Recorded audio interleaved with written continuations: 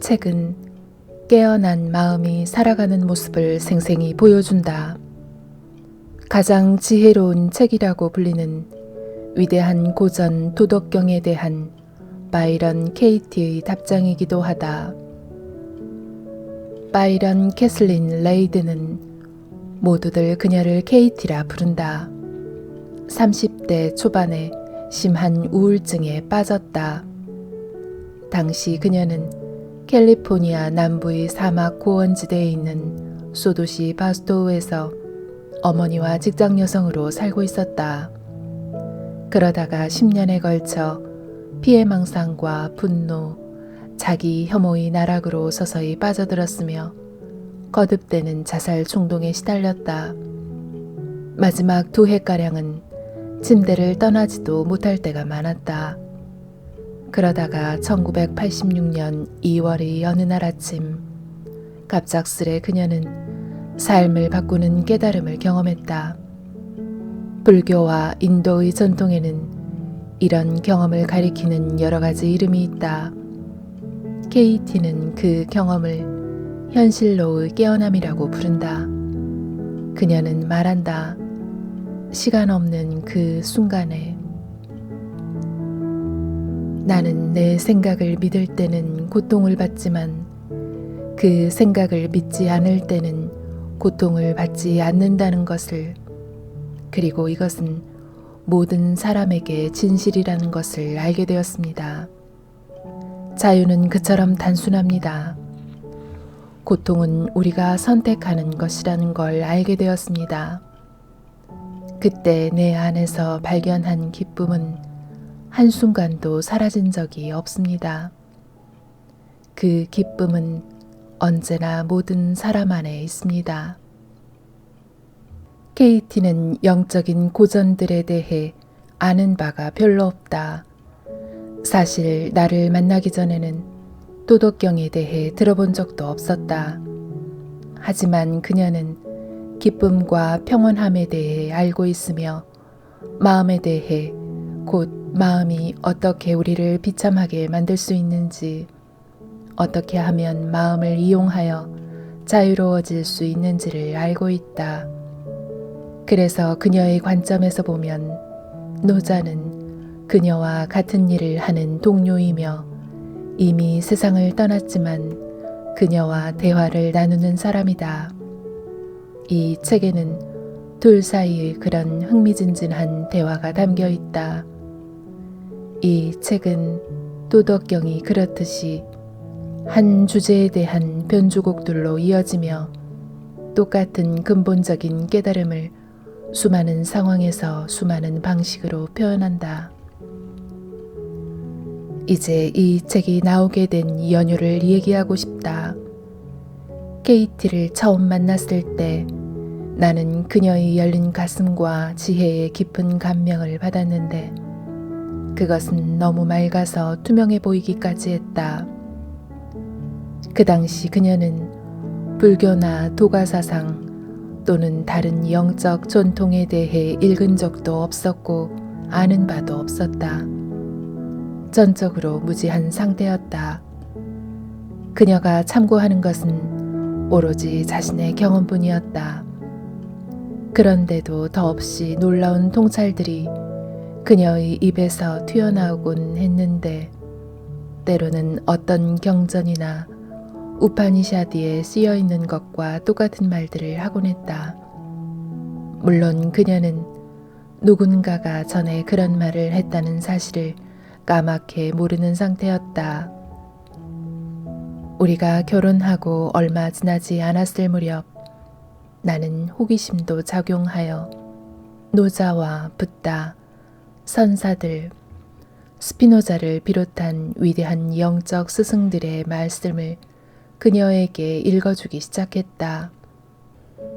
케이티는 때로는 고개를 끄덕이고 때로는 정말 맞는 말이에요 또는 그래요, 정확히 그래요 라고 말하며 그들의 말에 동의하곤 했다. 가끔은 그 말도 어느 정도는 맞지만 조금 벗어났어요. 나라면 이렇게 말하겠어요 라고 말하여 나를 놀라게 하기도 했다. 나는 KT에게 내가 의역한 도덕경을 81장까지 모두 읽어주고 그녀가 보인 반응을 기록했는데 그것이 이 책의 재료가 되었다. 우리가 처음 도덕경에 대해 대화하기 시작했을 때 KT는 내게 도의 의미가 무엇이냐고 물었다. 나는 도의 원래 글자 뜻은 길이며 궁극적인 실제를 가리키는 단어라고 또는 그녀 자신의 용어로는 그것의 길, 즉 지금 있는 것이라고 얘기해 주었다. 그녀는 기뻐했다. 그리고 말했다. 하지만 나는 궁극적인 같은 말을 이해하지 못하겠어요. 내게는 현실이 단순해요. 그 뒤에는 아무것도 없고 그 위에도 아무것도 없고 그것은 어떤 비밀도 지니고 있지 않아요. 그것은 무엇이든 당신 앞에 있는 것이고 무엇이든 지금 일어나고 있는 일이에요. 당신이 그것과 다투면 당신이 지게 돼요. 지금 있는 것을 사랑하지 않으면 고통을 받게 되죠. 나는 더 이상 마조이스트가 아니에요. 이 책에서 KT가 탐구라는 말을 사용할 때는 구체적으로는 작업을 의미한다. 작업은 4개의 질문과 뒤바꾸기로 이루어져 있는데 뒤바꾸기는 당신이 믿는 생각의 정반대를 경험하는 방식이다. 4가지 질문은 다음과 같다. 첫째, 그게 진실인가요? 둘째, 그게 진실인지 당신은 확실히 알 수 있나요? 셋째, 그 생각을 믿을 때 당신은 어떻게 반응하나요? 넷째, 그 생각이 없다면 당신은 누구일까요? 4가지 질문을 처음 접하는 사람들에게는 이 질문들이 단순히 지적인 것에 불과한 것으로 보일지도 모른다. 4가지 질문이 어떻게 작용하는지 이해하는 유일한 길은 스스로 이 질문들을 사용해 보는 것 뿐이다. 하지만 다른 사람들이 4가지 질문을 사용하는 모습을 지켜보는 것만으로 이 질문들이 지닌 힘을 엿볼 수 있으며 나아가 어떤 경험을 할 수도 있다. 이 질문들에 정직하게 답할 때 질문들은 활력을 갖게 되며 우리가 바깥을 바라볼 때는 볼 수 없던 진실들을 거울처럼 비춰준다. 작업은 자기를 돕는 방법으로 알려져 있지만 사실은 훨씬 그 이상이다. 그것은 자기를 깨닫고 실현하는 길이며 고통의 끝으로 인도한다. 스트레스를 주는 생각을 살펴볼 때 우리는 그 생각이 진실하지 않음을 스스로 발견한다. 그 원인과 결과를 알아차리게 되고 그 생각을 믿을 때 정확히 어떤 형태의 고통과 혼란이 초래되는지를 정신이 번쩍 들 만큼 구체적으로 깨닫게 된다. 그 뒤에 우리는 빈 거울을, 즉 세상에 대한 우리의 이야기 너머에 있는 실제 세계를 일별하고 그 생각이 없을 때 우리의 삶이 어떠할지를 보게 된다. 마지막으로는 우리가 그토록 확고히 믿었던 생각의 정반대를 경험하게 된다. 우리가 어떤 생각에 대해 깊게 질문하면 그 생각은 우리에게 고통을 일으키는 힘을 잃게 되며 마침내 더 이상 일어나지 않게 된다. KT는 말한다. 나는 생각을 놓아보내지 않습니다.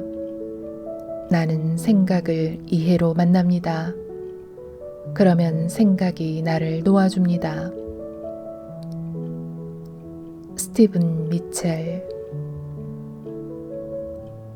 거룩함과 지혜를 버리면 사람들은 100배나 더 행복할 것이다.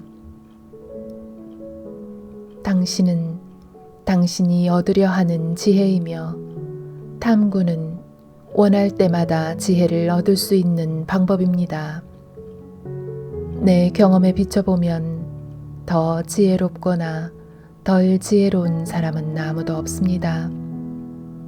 우리 모두는 그 지혜를 평등하게 지니고 있습니다.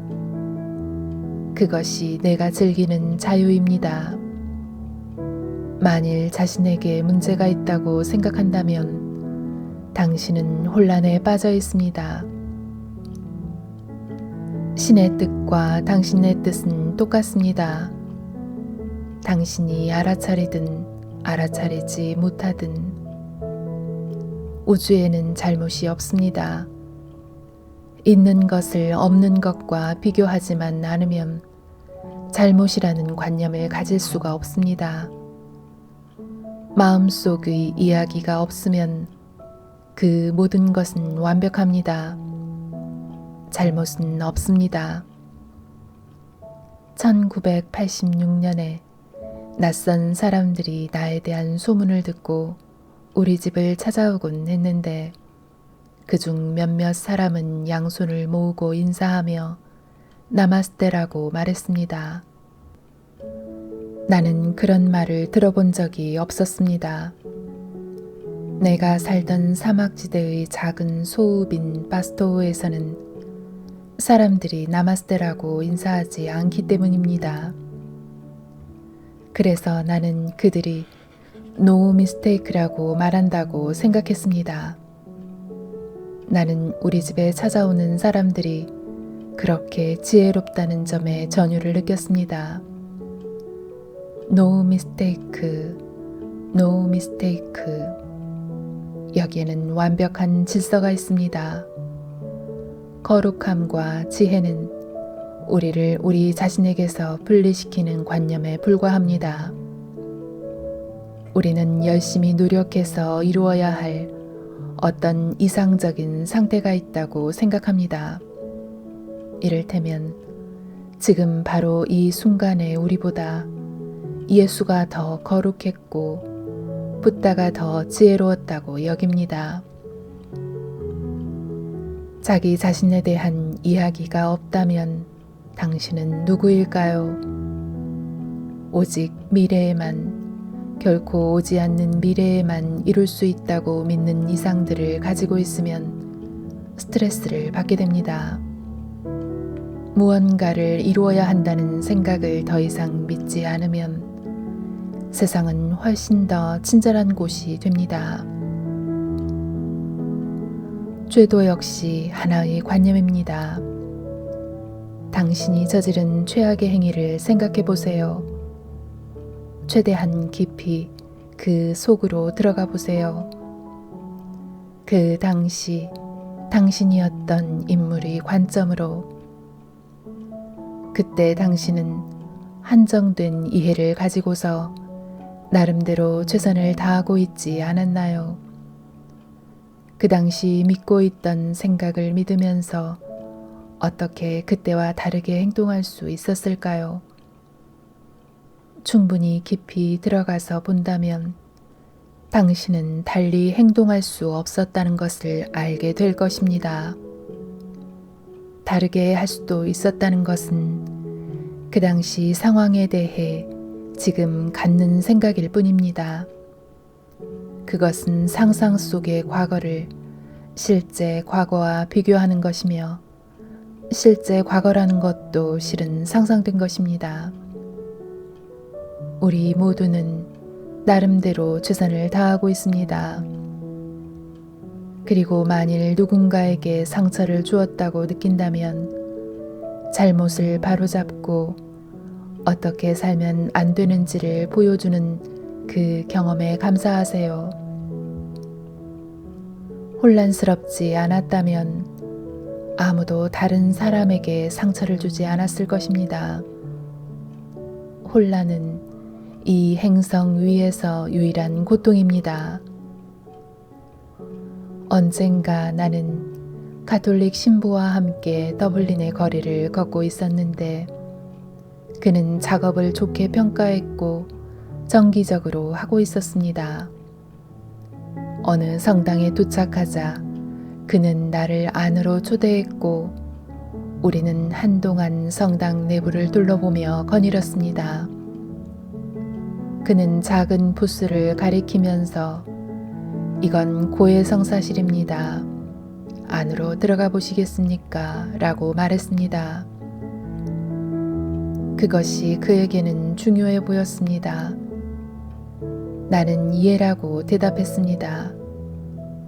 그러자 그는 그의 좁은 방으로 들어갔고 나는 내 방으로 들어갔습니다. 그리고 생각했습니다. 내가 뭘 고백해야 하지? 나는 찾고 또 찾았지만 아무것도 떠오르지 않았습니다.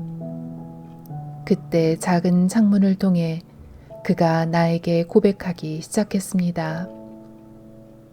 나중에 성당 밖으로 나갔을 때 우리는 그가 고백한 상상 속의 죄들에 대해 4가지 질문을 하고 뒤바꾸었습니다.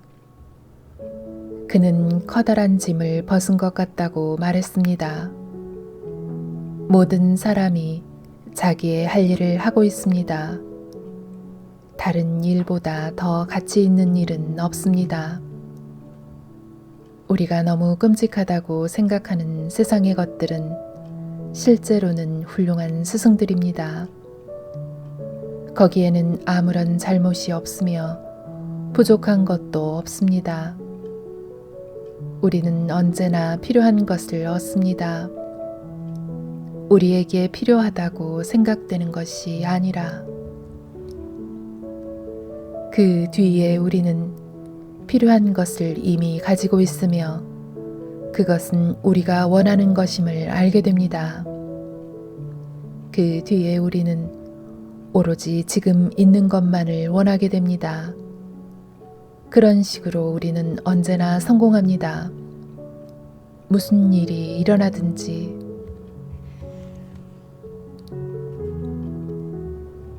그녀는 우주가 영원히 통제될 수 없으며 사건들을 지배하려 하는 것은 도의 흐름에 역행한다는 것을 이해한다. 통제될 수 없는 듯한 세상에 우리는 어떻게 반응하나요? 세상이 그런 식으로 보이는 이유는 세상이 정말로 통제될 수 없기 때문입니다. 우리가 원하든 원하지 않든 태양은 떠오르고 토스터는 고장나고 일하러 가는 당신을 누가 방해합니다. 우리에게는 통제권이 없습니다. 일들이 생각대로 진행되면 우리는 스스로 통제할 수 있다는 환상을 갖게 됩니다. 그리고 일들이 그렇게 되지 않으면 우리는 통제력을 잃었다고 말합니다. 그리고 이 모든 것을 초월한 어떤 깨달음의 상태, 우리가 다시 통제권을 갖게 될 것이라고 상상하는 그런 상태를 추구합니다. 하지만 우리가 정말로 원하는 것은 평화입니다. 우리는 통제권을 갖거나 깨달음을 얻게 되면 평화를 찾을 것이라고 생각합니다. 1986년에 현실로 깨어나기 전까지 나에게는 통제를 위한 상징이 있었는데 아이들의 양말이 그것이었습니다. 매일 아침 아이들의 양말은 바닥에 놓여 있었고 매일 아침 나는 아이들은 양말을 주어야 해 라고 생각했습니다. 그것은 나의 종교였습니다. 나의 세계는 점점 더 통제불능 상태에 빠져서 내 마음 속에서는 어디에나 양말들이 있었습니다. 내 마음은 분노와 우울로 가득 차곤 했습니다.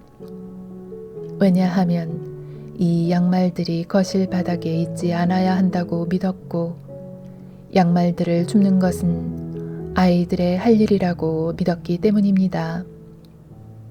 나는 양말이라는 상징을 사용하지만 당신의 경우에는 똑같은 생각이 환경이나 정치, 돈에 적용될 수도 있습니다.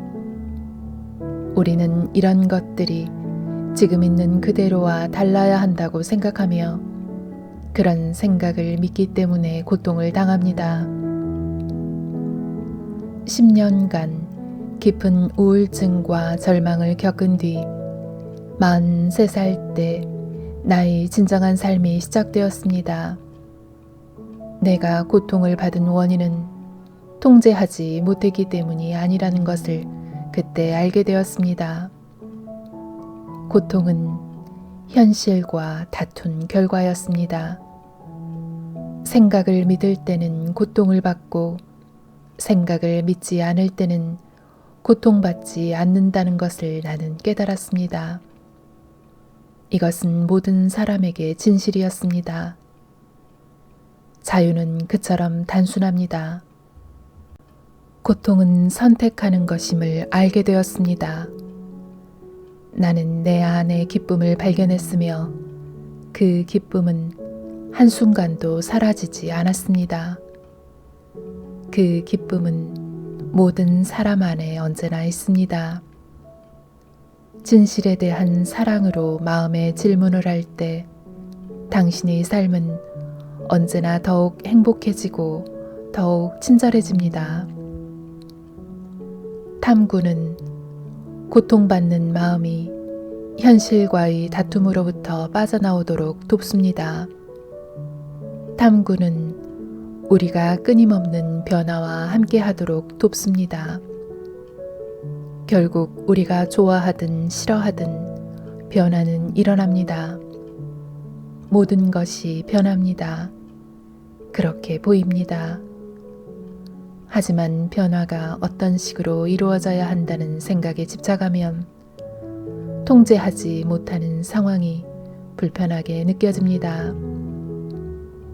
탐구를 통해 우리는 통제할 수 있는 영역, 즉 생각으로 들어갑니다.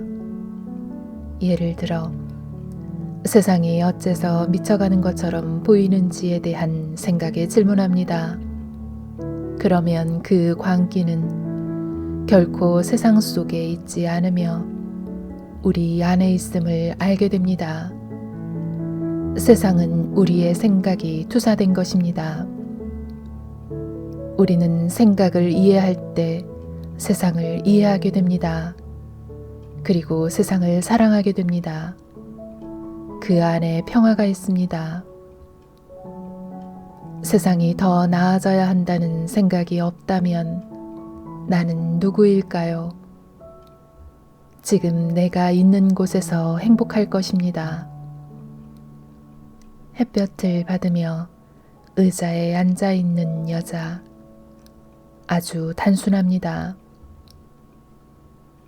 내 아이들은 이제 자기의 양말을 줍는다고 말합니다. 그 아이들은 이제 이해하며 조건 없이 나를 사랑합니다. 내가 고요해질 때 그들은 자기 내면의 말을 들을 수 있기 때문입니다. 내가 어떤 매듭을 풀면 그들에게서도 풀립니다.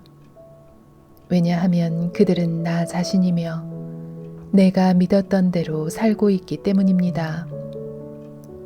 겉으로 보이는 세상은 메아리와 같습니다. 메아리는 나에게서 43년 동안 나갔고 이제는 돌아오고 있습니다.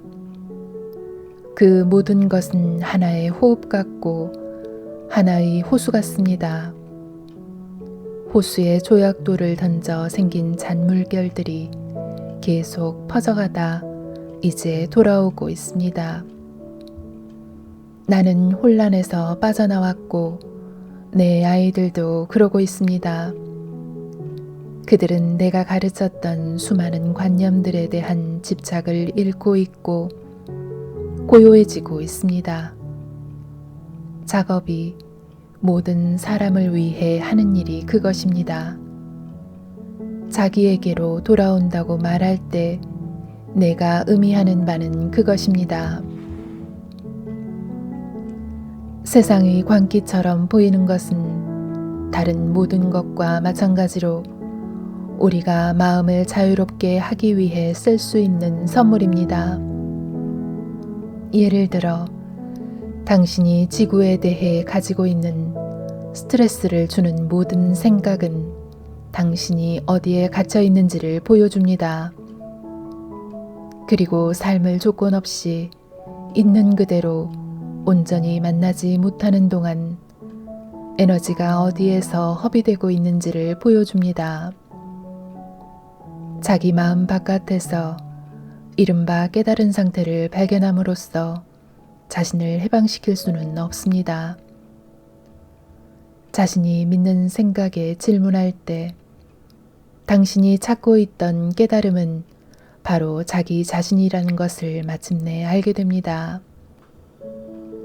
지금 있는 것을 모든 것, 폭력과 광기로 보이는 것까지 포함하여 사랑할 수 있기 전까지 당신은 세상에서 분리되어 있으며 세상을 위험하고 두려운 것으로 보게 될 것입니다.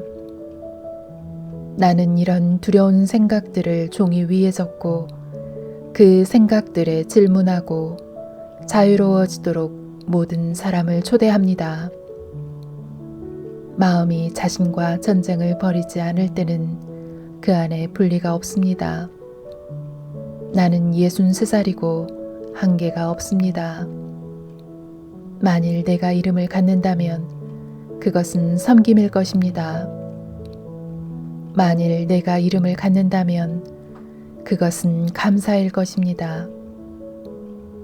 당신은 미래를 다룰 필요가 없다는 것을, 지금 나타나는 것이 당신이 얻는 모든 것이며 이것조차 언제나 즉시 사라져버린다는 것을 알게 될 것입니다. 그리고 현실과 벌이는 전쟁을 그만둘 때 당신은 어떤 통제도 없이 변하는 그것입니다. 끝없이 변화하는 그 상태는 한계 없는 창조입니다. 설명할 수 없이 아름답고 효율적이며 자유로운